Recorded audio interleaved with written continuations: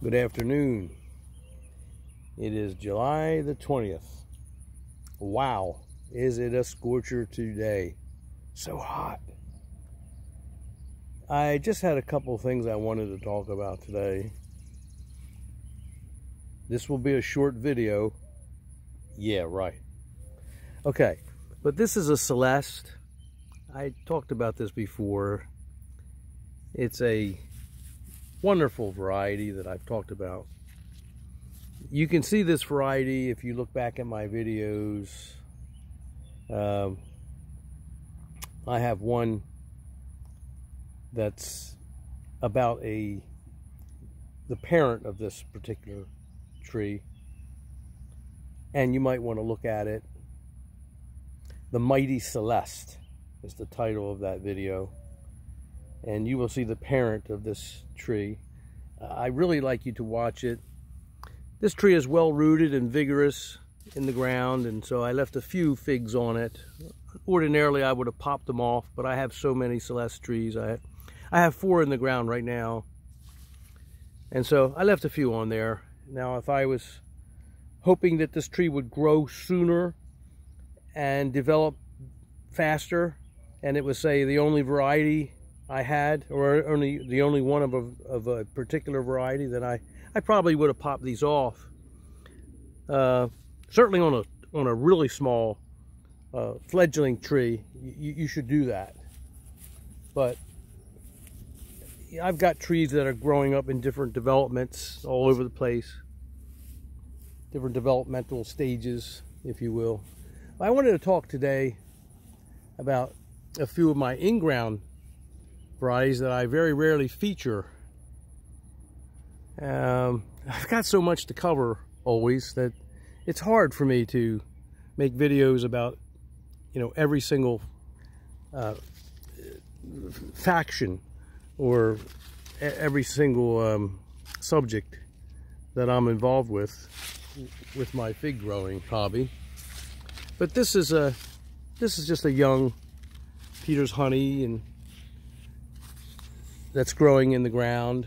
And this is O'Rourke, which is a good fig variety that we've talked about in the past.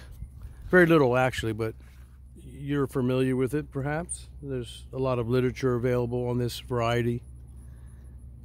And the LSU varieties, which I favor and I'm a fan of, a big fan of, are very popular, and for a good reason. They're very successful, and most of them in their ancestry, or in their parentage you might say, is Celeste. That tree there, that Celeste tree it's 10 foot tall, and I've had it before where it grew over the top of the house there many times, and I'll show you what I do to contain it in a minute. But Celeste is a great tree, a great variety to have in the parentage of these crosses, and for a good reason, many good reasons. And I've spoken on that subject several times. And so this is O'Rourke, and you can see it's just full of fruit. I mean, just so many. And I'm looking forward, they'll all get ripe, of course, and I'm looking so forward to it. I love all my fig trees. I love having different varieties,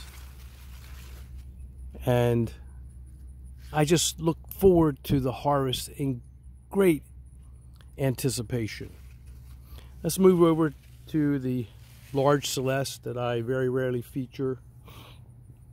Now, you might want to, and I've been asked, you might want to look at this tree when it was wrapped. And you can see this tree when I unwrapped it in a video that I made that's titled, let's see, what is it titled? It's titled, Don't Cook Your Fig Trees. And there's a reason why I titled it that. But you will see me unwrapping this tree for the first time in the spring in that video. And so I would suggest that you watch it, because for a little bit of work that I put into wrapping this large tree, Look at the benefit. The figs are everywhere on this tree. Look at them. I mean, there's a dozen or more there.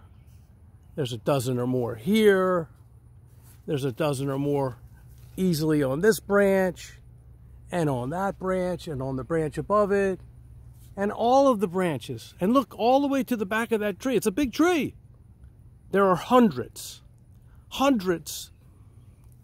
of what will be delicious fruits on this tree, all of which would have been sacrificed if I had not taken the time to wrap it.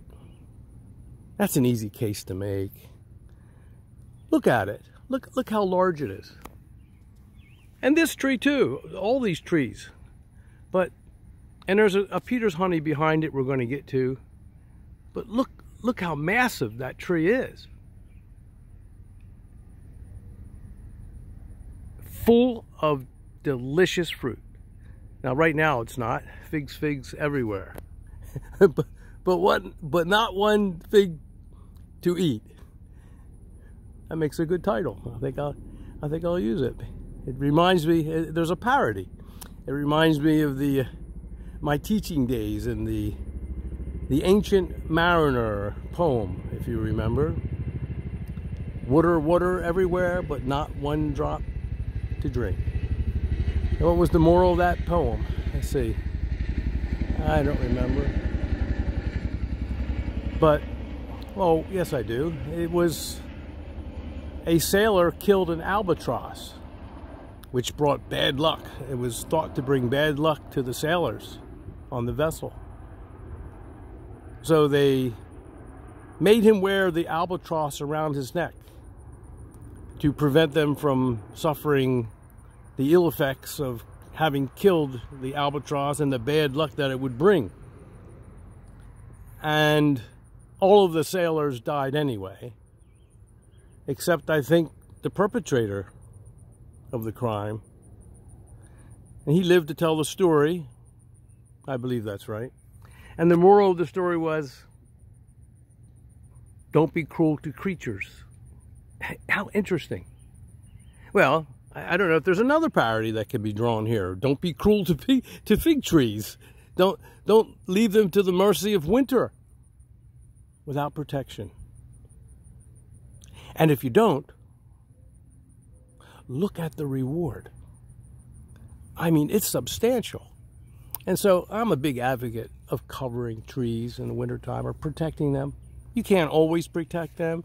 And it involves so much. Videos. I have to make so many, but let me just quickly talk to you about what I mean when I say that. Like, for instance, I can't let this tree, this is in New Jersey, I can't let this tree continue to grow because it will honestly tower over the house, and it has. Many of my trees have. Right here in New Jersey and in Virginia, my Desert King, I mean, so many varieties. I've had them where they're 20 foot tall. And I covered them. My uncle and I, we used to help each other cover our trees. But now as I'm growing older, I have a method, I call it my 3-in-1 method. I guess that's right. But out of a 3-year period, I take 1 year to cut them back. And you can see, I hope you can see, let me see, I'll help a little. Here is my hand. This is about 4.5, 5 foot tall. But I cut this tree back drastically 2 years ago, and this is the 2nd year that I let it grow after that. So you can see where I cut it off. I have to contain and control the growth of my in-ground trees. You just have to. And you can see back here too, you can see how they're cut. And then I let them grow. Boy, do I let them grow. And I leave them alone for 2 years after that. This is the 2nd of those 2 years. And it just has an abundance of fruit. And I am going to probably cut it back harshly at the end of the season. So it's easier to cover and control. But I certainly don't mind cutting it back every third year, when for the other 2 years, I get this magnificent production of fruit. Hundreds. And I can take that fruit, and my wife might want to make fig bread, fig cake, or we can make fig preserves, which I love. And I personally think, and keep in mind, I always add this caveat, for what it's worth, I think that Celeste preserves are the best that I have ever eaten. Now, I know that some people have an abundance of black Madeira, and I can't imagine how great that preserve would be. And I certainly would make preserves, black Madeira reserves, if I had enough, but I don't. And I'm sure there's other figs that equal the Celeste in terms of quality of the preserves that can be produced from the crop. But in my experience, of all the different types that I've tried, Celeste is by far the best. So plant a Celeste tree. Look at it. Look at the mighty Celeste, the mighty Chincoteague Celeste in my other videos. And I've got more of these trees planted. I've got them planted in, no, I have five in the ground now, altogether, including Virginia. But you won't regret planting a wonderful variety such as Celeste, one that's used in all of the LSU crosses as the parent fig, for all the beautiful reasons that I've mentioned before, that it is closed-eyed, it is rain resistant, weather resistant, it is the most cold hardy fig that I have in my collection. There's just a couple that rival it. You can count on it in that regard, especially in the Northeast. This is not a good fig to grow on the West Coast or in Arizona or in hot, arid climates. This is a good fig to grow in the Northeast, in humid, lousy, crappy climates such as we have. And I'm, once again, in 7A. It's a very winter hardy fig, very productive, very, very, very, very tasty. They tend to dry if you leave them and don't have a lot of birds, and I don't. They tend to dry and shrivel, and they just get tastier and tastier and tastier. Or you can pick them in their prime, and they're just absolutely sublime. They're good. Okay, enough on that. Let's go to another subject that I've been asked about, and I'll quickly talk about, well, we've got to look at, well, this is sort of on that subject a little bit. This is another tree that I preserved by winter wrapping, and it's doing very, very well and has lots of fruit on it. This is my Peter's honey, and there's lots and lots of fruit on this tree that I'm looking forward to gobbling up soon. And of course, unlike Celeste, which does not give you Breba, Peter's honey does, so that's a bonus. And in fact, I've picked every single one of those Breba, except for, look at that, there. Let me get down here. I'm going to be lazy for a second, and I'll just sit down and talk to you. By the way, remember in one of my videos recently, I talked about the superiority of whenever you see leaves that are shaped like this, always give that variety a special look. I've talked about genetic drift, and I'm going to talk more on that subject. I want to have another video all about it, because I have a lot more that I want to reveal about genetic drift and variation among even individual varieties of a kind and how they differ. I want to talk about another thing that's going on now in the fig world that I'm a bit concerned about. And I do want to make a video on that, and I'm going to, but not right now, okay? It has to do with human selection and something I'm concerned about, really. About the overall quality of some of these varieties that have been time proven and have been very successful, and I'm worried about the genetic superiority of some of these varieties actually being watered down, and I'll explain why. I'll explain why, but not now. But this is a Breba, the last Breba, tears in my eyes, of my Peter's honey. Look how beautiful that is. It's beautiful, and I can tell you right now, it is delicious. And I've gobbled them all up. This is the last one. This is on another shoot that grew out of the ground. And so it's a little bit later than the others. The others are gone, and the ones in Virginia are gone. I picked them all up. And they met their demise in fig cakes and fig bread, and of course on my table. And so I'm looking forward to picking this later this afternoon. I should pick it now and cut it. It's perfectly ripe. But I'm going to go on and on and on, and maybe I'll do a separate video. I don't think so. Okay. All right. Let's get over. I want to show you something else. It has to do with Breba, and I've been asked about it. We'll take a quick walk around this way. This blueberry tree is all done producing. The others still have some because I have late varieties.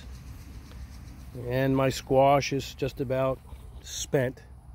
I've got some more. You can see the blooms. So I'm going to get another half a dozen or so or more.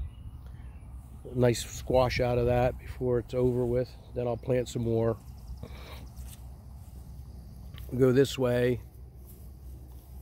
We've talked about this variety in my last video, but I want to show you something else. This is just, look at all the fruit on this tree. This variety is just a little bit late this year because of the cold and some of the late frosts. But there in the background you can see my garden, which if you look at my prior videos, not so many weeks ago, every plant was just, what, 2-3 inches tall? A few inches tall. But let's go over here, talk about a couple of my in-ground trees that I haven't shown recently. These are in ground bags. I call it my ground bag method. And this is a variation of Violet de Bordeaux. And this is a Nero 600. And there's a lot of fruit on it. And you can see that it's doing perfectly well. I expect some of these to start ripening soon. I picked a few Breba off of this and gobbled them down. I need to get some water out here too. Let's walk over here. Is the Canadria, potato. I love when I say that. But this is Ira Condit's, named after his namesake, Canadria.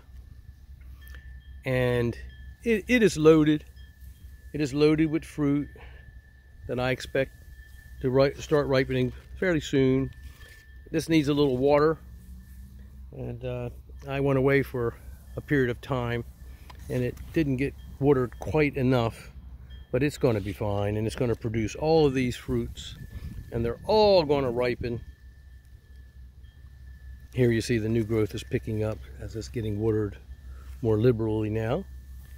And let's go on. Here's what I wanted to talk to you about. Now let's look at these trees. This might surprise you a little. Okay, let's look at these trees. This one. Okay. Looks nice, doesn't it? All the fruit. Look at these fruits. You see that? I want you to look at them all carefully. And this tree here, doing marvelously well. And look at the fruits. Look at the fruit on these trees. Now watch. Are you ready? Now watch what I do. Watch this. Look at that. Look at that. Look. Wow, Lou, what are you doing? Have you lost your mind? Well, some might think so, but I don't. Look at that. Let's pop these off. Oh my goodness. What are you doing? What are you doing?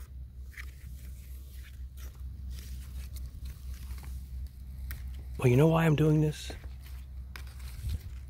Because, and once again, people have asked me about this. These trees, these two last trees I showed you, full of fruit. These are San Pedro types. These are Desert King. And these are all fruits growing in the node. These are main crop figs. You see me popping them off. Because they will not ripen. No matter what I do, they're not going to ripen. They need pollination. The Blaspa figa. They need the wasp, which we don't have in New Jersey, and many states do not have it. In California, these figs would ripen because they would be pollinated. Caprification is the process. But in New Jersey, gosh, sometimes I wish I lived somewhere else for growing figs anyway. Not sometimes, often. But in New Jersey, none of these are going to come to fruition. None of them. Okay? So we pop them off. Why do we pop them off? Because we want the energy to be rerouted to the growth. We want this tree to grow, unlike when we pinch a fig tree that has a main crop. Sometimes we pinch them to actually discourage the growth. But, and I have that in some of my previous videos, but in this case, with the San Pedro, we want that energy for the rest of the summer. And here it is, July 20th. And I should have done this earlier, but I wanted to make a video of it and show you. I wanted to show this to you. Goodbye. Because it's not going to ripen. They're not going to ripen. No, they're not. So I wanted to show you what you do. You pop them off. All of them. Just keep popping them off. So many of them. Look at them all. So that the energy can be diverted to the rest of the tree. Take a strain off of it. And these branches will grow taller and taller and make more breba next year. That's how you get the breba, like in my other tape, my other video about the San Pedro fig storm that I made not long ago, where you will see that I harvested a huge amount of delicious, ripe figs. How do you do it? I just showed you how you do it. And this is a very winter hardy fig, Desert King. And so is Fuliciano. I talked about that in my last video towards the end, and then I ran out of battery. But, yeah, that's how you get all those figs. By doing this. Now, on the flip side, some people, well, they say, yeah, but if I can't have a main crop, I don't want a fig. I don't value a fig that doesn't produce a main crop, that needs caprification, and we don't have caprification here in my climate. But you know, I don't agree with that. And if you look at my videos, you will plainly see why I don't agree with that. Because when there are no main crop figs getting ripe, these in-ground trees will be producing for you a wonderful harvest of delicious, ripe, and they are delicious, figs, when no other figs are available. Now, I was looking at these. Some of these are definitely main crop. I don't know if that one there. These two look like they might want to get ripe. I don't know. I don't think so. No harm. So, I think that the Breba crop, which is plentiful with this variety, is well worth the effort, because you're going to get figs that ripen, come to fruition, at a time when your main crop figs are not. Now, last year I had some main crop figs that were growing, that were ripening at this time, before this time. And they were Ronde Bordeaux and a couple others, but because of I was on vacation for a long time and got back a little late this year, which is uncharacteristic, I got a late start on them, and so they're not quite ripening yet, but they will any day. Oh, I don't know what I'm doing here. Let me just go on. There was one other thing I wanted to talk about, I think. But here I need to pick some peppers from my garden. Oh, and I've got another visitor. Hey, you. Okay, so I'll get back to this pepper picking chore I have in a little while. And there you see some more squash in the background. And you can see how everything has grown. Sheesh. I mean, I've got to start pulling some of this stuff out. I'm letting these go to seeds, my lettuce go to seeds. Some of that is romaine, some of that is iceberg, and I'll collect the seeds. There, take a look. Okay. And here are some more squash. They're magnificent. And my wife also makes squash bread and zucchini. She makes spaghetti, pasta, and squash. And she makes so many things. She's very creative. And there's my tomatoes, and they're doing really, really well. They needed some water when I was away, but they're fine. They'll produce a ton of tomatoes. Let me just quickly move out of here now. And I just want to more of my greens. I just take little leaves off the tops, and they just keep sprouting new ones, and that's kale. Very, very nutritious. I spoke about that before. And we'll go through here. I just wanted to show you something else. When I say figs everywhere, but not one fig to eat, that's not exactly true, but there's this, you know, there's a twilight zone period between the Breba and the main crop, when the plentifulness of the figs dries up, of course, necessarily, but not completely. Now here's a little tree, Brooklyn White, that I grew, and it's got some very nice Breba on it. I've already eaten quite a few, and these are ready to go. So I'm going to be picking these now. Let me get a little closer. And these will be the sort of the last of the Mohicans, the last of the Breba crop that I will have. I've eaten quite a few of them this season. And these will go into the fridge. You know, a helpful suggestion. Try this. You won't regret it. Put your figs, when they're well ripened, put them in the refrigerator for about 12 hours, a minimum of 12 hours. You won't regret it. And eat them either cold or chilled, like fine wine.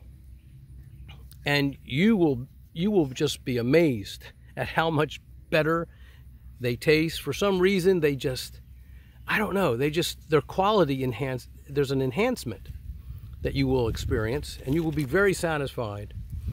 You can let me know in your comments if you agree. But I love putting my figs in the refrigerator for 12 hours or a day, and then have them transformed into a higher, superior quality of a fig. And they just taste better. I enjoy eating them that way. You can take them out and put them on the table for 15 minutes, let them heat up a little bit, and eat them chilled. But not hot. Hot, and today is hot. Today's well into the 90s already, and it's early. And so I'm not going to. I don't know. I guess I could just, for the video's sake, I guess I could take one and take my little trusty knife out here, and then maybe I'll just pop one off and we'll cut into it. Let's see. Let me cut this thing. There we go. There we go. And I'll put that in the refrigerator rather than eat it right now. It probably could have actually gone until the end of the day. I'll let these stay on the tree for another 6 or 8 hours, and they'll be perfect for tonight. And then I'll put them in the fridge. But this is the last of my Breba. These will be. And then I start looking forward to my main crop figs, which will be very close behind. So what is the moral of this entire story? Grow more Breba, in my opinion.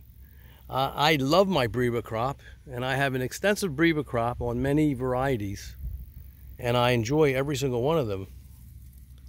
And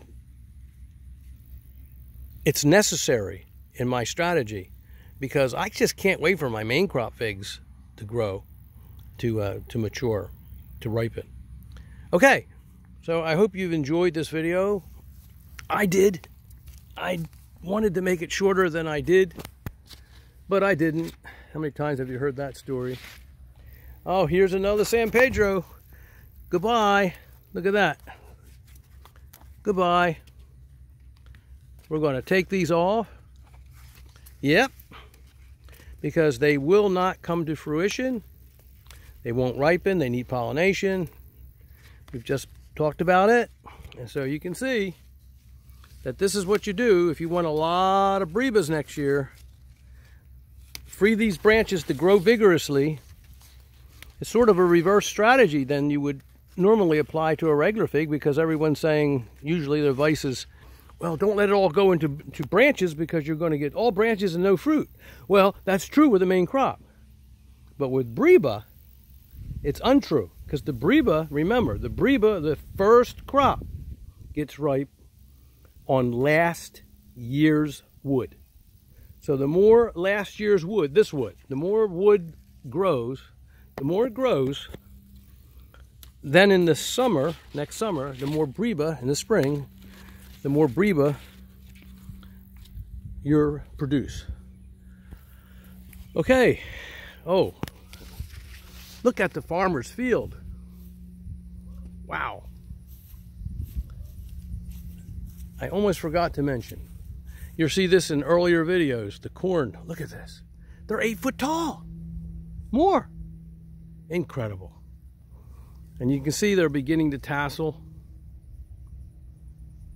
Gosh, that's a little bit of a sad sign too, because that marks the beginning of the end of summer for me, sort of. Okay. Good day.